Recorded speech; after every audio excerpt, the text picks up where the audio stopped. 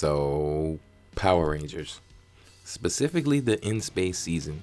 I want to talk about it. This was a highlight of Power Rangers for me, and probably just a highlight of my childhood in general. Their outfits were just as cool outside the costumes as they were on the inside. You don't know how many times I rewatched the taped episodes I had. When I was a kid, you could record live TV shows and copy them to a blank VCR tape even if you were asleep, just like a DVR nowadays. Since Power Rangers was on early on, or while I was already at school, I hardly had a chance to watch it. But the Psycho Ranger arc was the one I watched repeatedly. Something about it just seemed much less goofy than all the other seasons or episodes in this season. It showed me during one of my first introductions of Power Rangers that it can be serious. Not to mention, I think the Psycho Rangers are the best Power Ranger villains ever, down to their individual personalities, skill sets, and costumes. You can tell a lot of thought and effort went into these characters.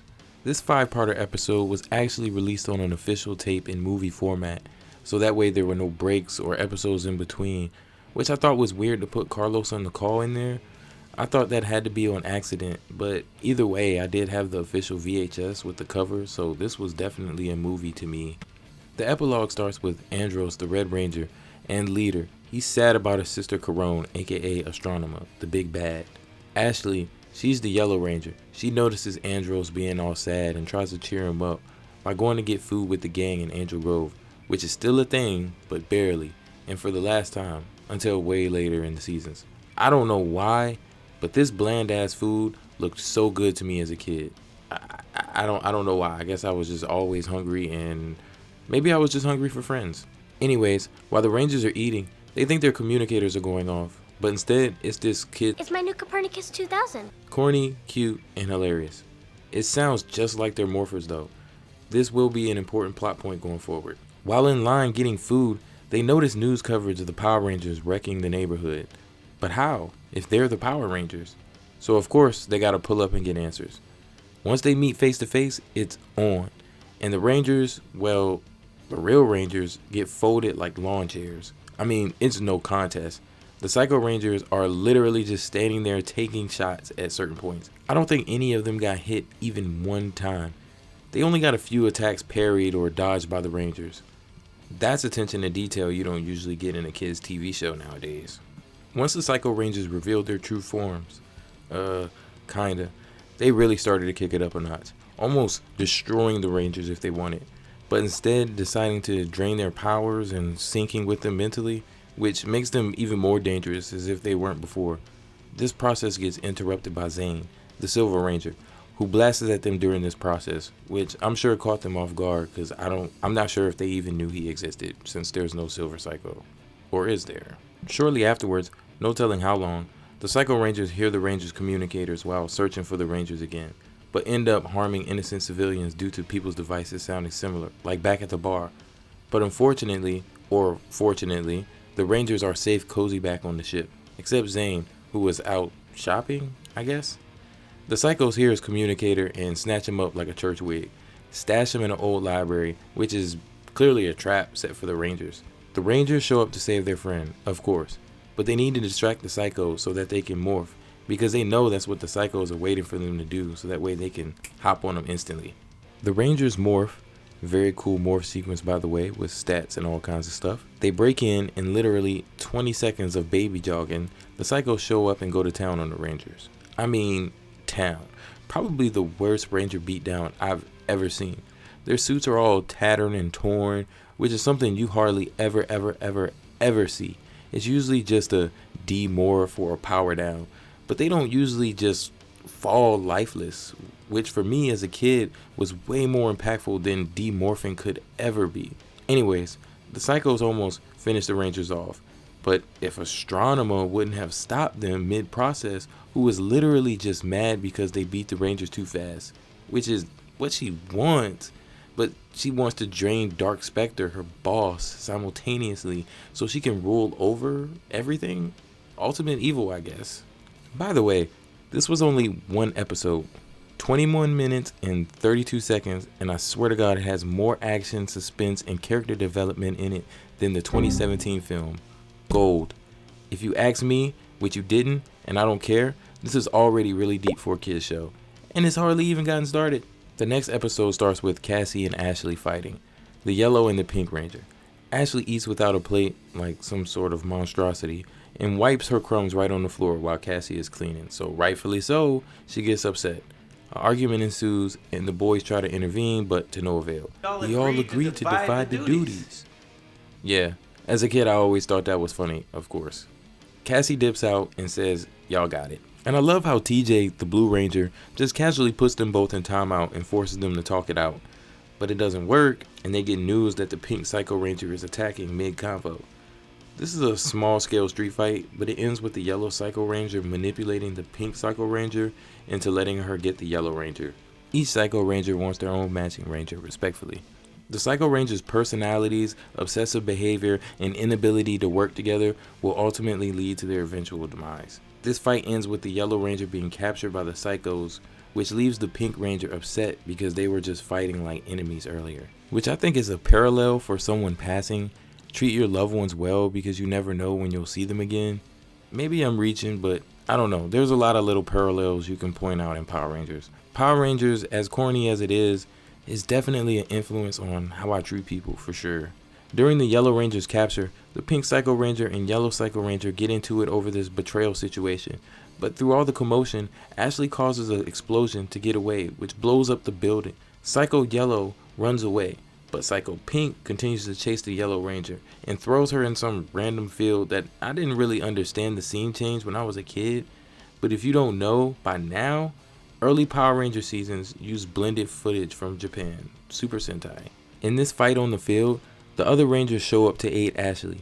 So then Cassie and Ashley hit Psycho Pink with a dual combo move and blow her ass up. And of course, in classic Power Ranger fashion, Psycho Pink grows large, but also unleashes her true form, like true form, which is some kind of violent turnip with tentacle arms.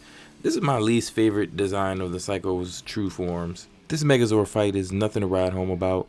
I will say, each Megazord fight is dramatic and usually has some sort of mechanic going on to beat the boss instead of let's just charge up our sword or blaster and hit him with it like most seasons.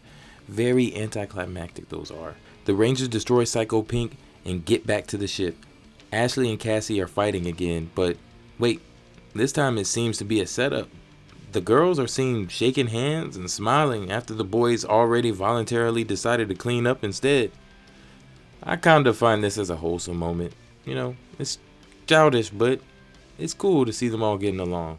The next episode or scene, depending on how you're watching it, opens up with the Power Rangers pretty much planning on what to do or who to take out next. This is a very special scene to me because I feel like it's another parallel teaching kids how to think outside the box. And sometimes there's more than one answer or more than one way to do things. The Rangers' first plan is very simple but effective, at least for a while. The plan is to switch opponents. Since each respective color knows each other's moves, they decide to manually switch it up. So blue on black, red on blue, yellow on pink, etc., etc. By the way, this plan comes from TJ, who I think is a very underrated Ranger. Even though he was the Blue Ranger, he still had that leader energy. Maybe because he actually carried the torch. While this plan worked for a while, the Psychos caught wind to their plan and said, nah, back to the basics, and switched back up. And of course, it goes how you'd expect. The Rangers getting slapped around like the wavy arm inflatable tube man. The difference, of course, is this time is Zane. Well, I guess he was there last time, but this time he was there from the beginning. And he saves TJ's life. Barely.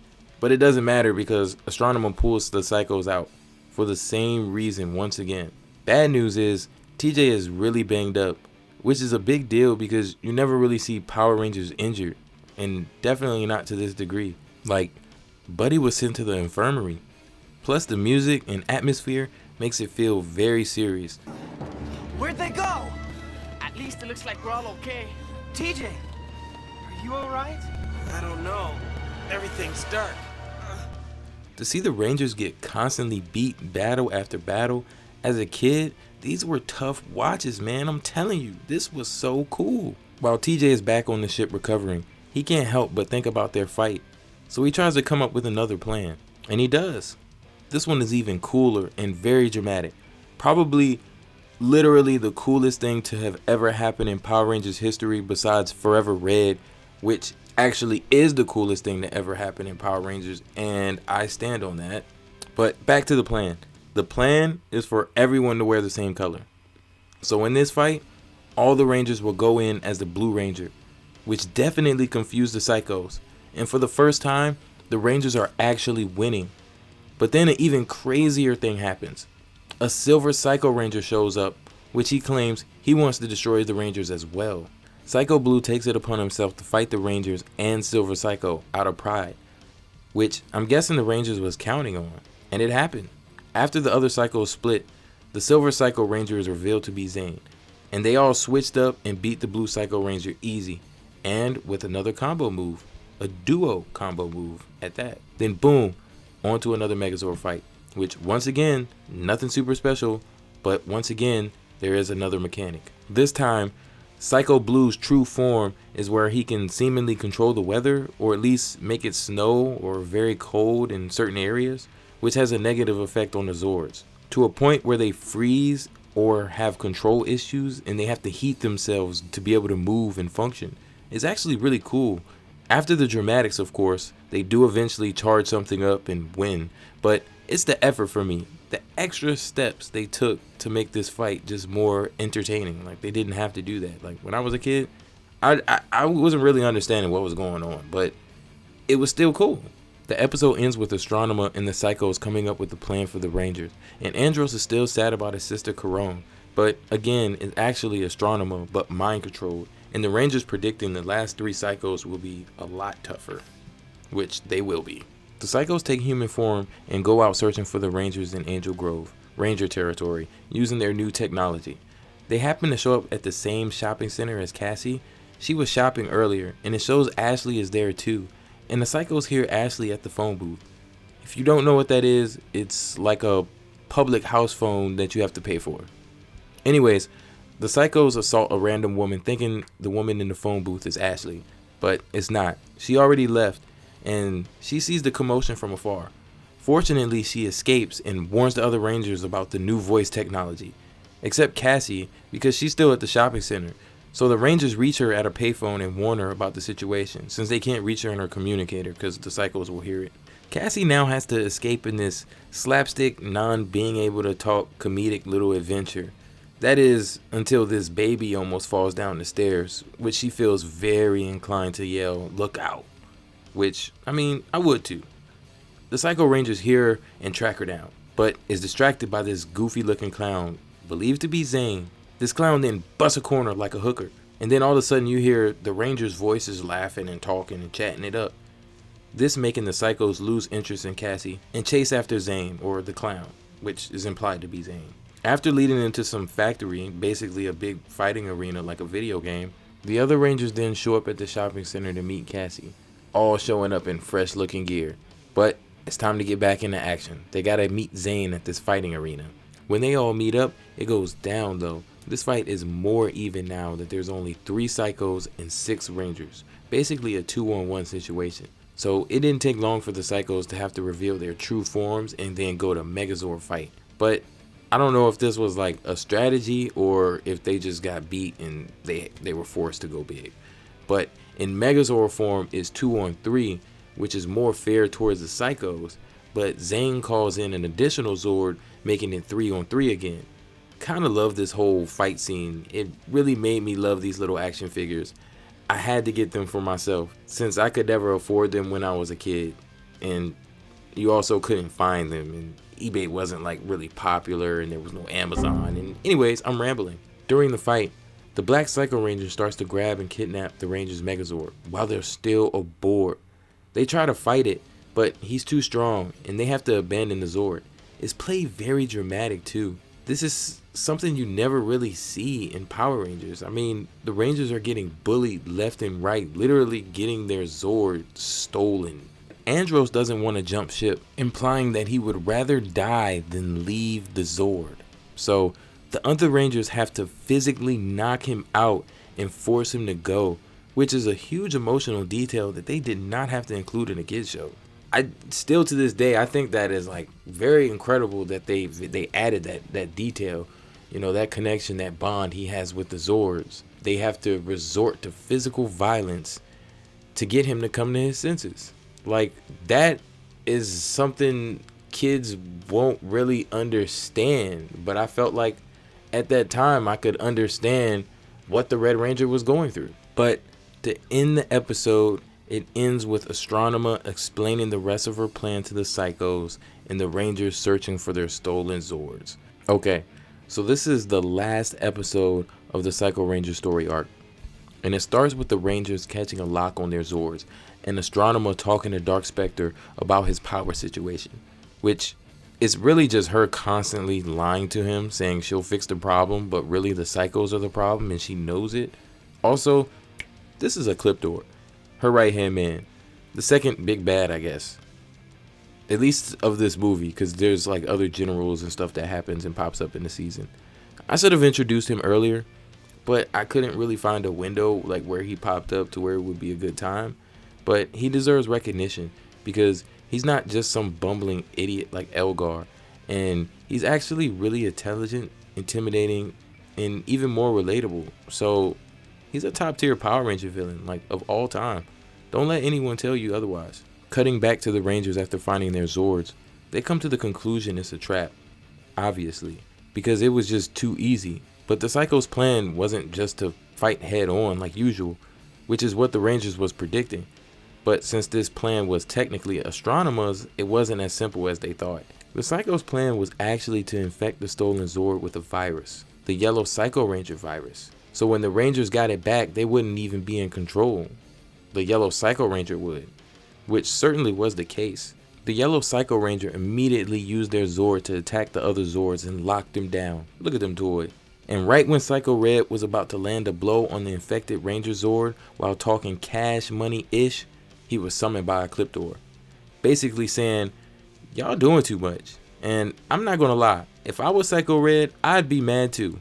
This whole movie would have been over if y'all just left them alone and let them do the job y'all created them for, which is basically how he reacts, not even listening and immediately attacking Ecliptor, and basically a dick swinging contest ensues for the next minute or so. Then Ecliptor has this badass line. Astronema will tell you when to destroy him. Until then, you listen to orders. They fight for about a minute in this cool scene, and they taunt each other back and forth, which is also really cool.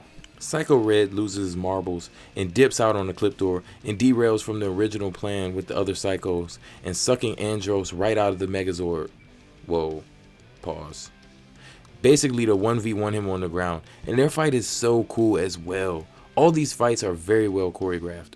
In an even fair fight, the Rangers practically never win against the Psychos, so Andros of course is forced to run after catching a cheap shot while faking being injured. He is saved by their 4th Zord, which is their headquarters, that they only use for emergencies, I guess. Andros attempts to stop the virus on the other Zord, but it doesn't work. Psycho Red goes large and starts going ballistic and attacking everybody on the field, ruining their plan. It's clear he's had it with everybody's BS and is just trying to end this.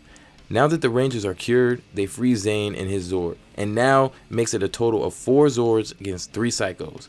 But then the Psychos start charging up and preparing for an attack and end it all, basically like how the Rangers do all the time. Then the Power Rangers start talking power levels and some real anime Dragon Ball Z bullshit. So they start to combine 2 Zords to take it back down to 3 in total. This is a lot of math for these toys. But after that blast from the Psychos' charged up attack, the Rangers eat that like Astronema's breakfast and reverse Uno card that blast back to them and destroy them once and for all. Boom. Well, kinda. Till Lost Galaxy. But maybe we can get into that later. The day is saved and things kind of revert themselves back to the normal formula for the season.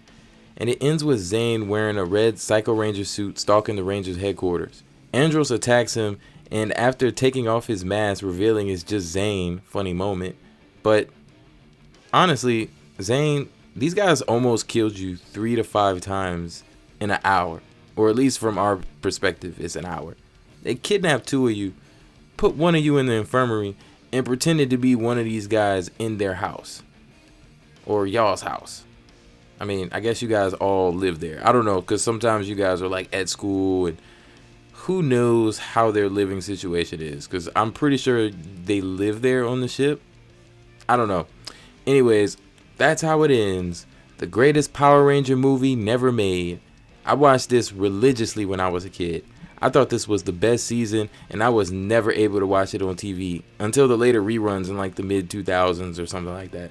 So thankfully, I had a few tapes to get me by, and this was one of them. I recognize how awesome it was when I was a kid, and I can still appreciate it now. Mighty Morphin gets all the glory, and I think that's so unfair and so unnecessary. So I felt the need to make this video. I don't think any of the other past seasons really get love like the first. Amongst fans though, I think In Space is equally stated as the best season. But I'm all for the other seasons too, such as Time Force, Lightspeed Rescue, and Lost Galaxy. Especially when they started doing those team up episodes. Ooh wee. But that's me being a fanboy. This story arc I covered was looking more like a critical standpoint, but I think it passed the test of time. This is probably the darkest I've ever seen the Power Rangers, but still with enough cheese and character to still be Power Rangers. And I loved it. Loved it then, love it now. I really think Power Rangers has always had potential to be more, but people sleep on it and just write it off as a kid's show.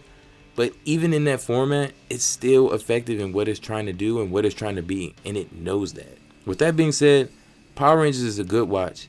Even if you're not necessarily a fan, I would put this TV movie / episode against any other Power Ranger content that has come out in the past decade. Don't at me, bro.